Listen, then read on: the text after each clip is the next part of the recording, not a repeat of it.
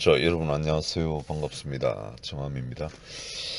자, 그저께 민주당 대표시죠. 이재명 대표에 대한 선거법, 공직선거법 위반 1차 선고 공판이 있었습니다. 법인카드도 같이 이루어졌나 모르겠네요. 일단 공직선거법 위반에 대한 1심 선고가 있었는데 징역 1년에 집행유예 2년.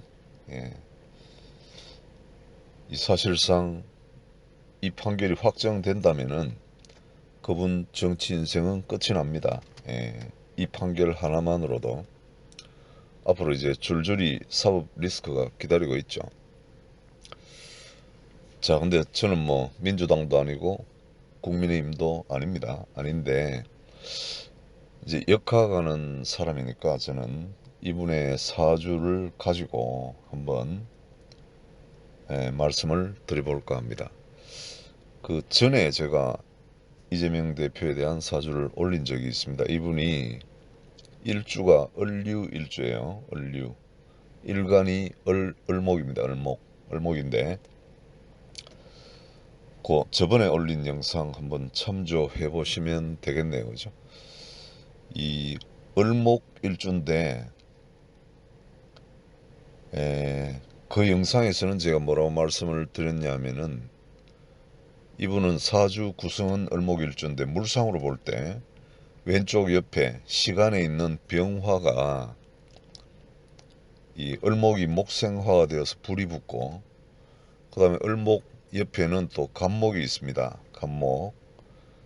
이 간목에도 옮겨 붙어 가지고 이 사주는 사실상 불덩어리다.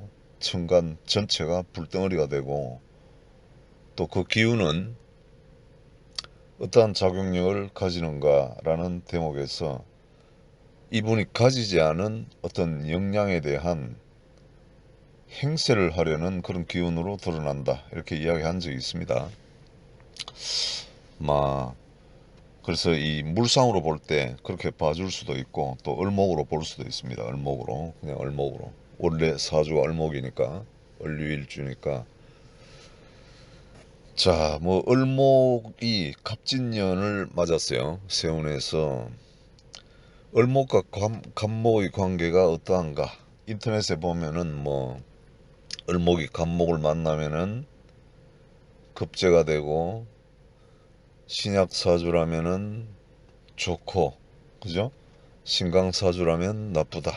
이런 뭐 맞지도 않은 소리. 이거 진짜 인터넷에 떠도는 거는 안 맞습니다. 안 맞아요. 뭐 을목이 능굴인데 간목을 타고 올라가가지고 아주 형상이 멋지다. 형상이 멋진데 어떻게 이런 재판을 받아냅니까? 선고를, 1심 선고를. 아니죠. 안 맞습니다. 죠. 자, 제가 뭐라 그랬는가 하면은 그전 영상에서 을목은 간목을 끓인다라고 했습니다. 을류일주가 이재명 사주인데 갑진년에 간목을 끓이죠. 당연히. 이건 물상인데요. 간목 그러니까 이 위로 쭉쭉 뻗은 이 나무가 잘 되는 땅에는 풀들이 자라지를 않습니다. 풀로 가는 영양분이 없어요. 다 나무가 다 빨아가지고 나무가 잘 되는 데는 풀들이 없습니다. 한번 가보세요. 수목원 같은데. 그런데 풀이 무성한 데는요 나무가 없습니다. 나무가 없는 곳에 풀이 무성하지 나무가 있는 데서 풀은 자랄 수가 없어요. 그 다음에 갑진년이라는 거는 진토는요 갑목이 뿌리를 내리기 가장 좋아하는 땅입니다. 아주 따뜻하고 습하고 그래서 나무가 생장하기 가장 좋은 땅이에요.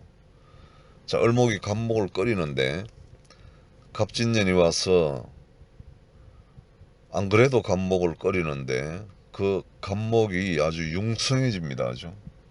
자, 그런 환경을 맞이했어요.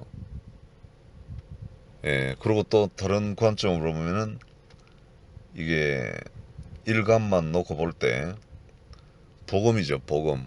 복음은 같은 을목이 와도 복음이고 간목이 와도 복음입니다. 급제로. 예, 그래서 이 갑진 을사 이 양년에 사실상 이재명 대표의 정치 생명은 사법 리스크로 인해서 심각한 타격을 받게 된다. 끝난다라고는 제가 말씀드리지 않겠습니다. 너무 표현이 좀 과격하니까 엄청난 타격을 받게 되고 재기가 가능할지 불가능할지는요 좀 더 지켜봐야 됩니다. 지켜봐야 되는데 재판이 3심까지 가지 않습니까? 그렇기 때문에 아직 확정된 게 아니고 2심 대법원 지켜봐야 되고요. 그러나 이 갑진년, 을사년, 이 양년은요 을류 일주를 가진 이재명 대표 입장에서는 상당히 불리한 세운이 된다라고 제가 말씀을 드릴 수가 있습니다. 참고로 이 지금 사법부 앞에 몰려가 가지고 이재명 대표 지지데모도 하고 막 그랬는데 판사들이 재판할 때 보는 게 있어요. 한 3가지 정도를 봅니다. 상식적으로 알아두시면 좋겠다죠. 첫째는 정가가 있느냐 없느냐 이걸 봅니다. 판사들이 양형을 할 때 정가가 있으면 아무래도 불리해지죠. 초범보다는. 그 다음에 피고인이 반성하고 있는지 이걸 봅니다. 그래서 명백한 그 어떤 증거 없이 부인을 한다는 것은 굉장히 양형에 안 좋은 영향을 미친다. 그죠? 판사들 입장에서는 이 재판 전까지 공소장이 올라올 때는 이미 경찰, 검찰 단계에서 충분히 이 사람, 그죠? 검증이 됐다라고 보는 겁니다. 그런데 거기 와서 부인을 한다는 것은 반성하기는커녕 부인을 한다는 것은 아주 악질범이다라고 보는 거죠. 판사들 입장에서. 그래서 반성하고 있는지 정가가 있는지 그 다음에 피해자들의 피해가 회복되었는지 이 3가지를 봅니다. 그래서 참고로 우리가 살면서 이렇게 형사재판을 받는 일이 없어야 되는데 만약에 크고 작은 어떤 문제들로 형사재판에 이렇게 연관이 된 분들이 3가지를 명심하셔야 돼요.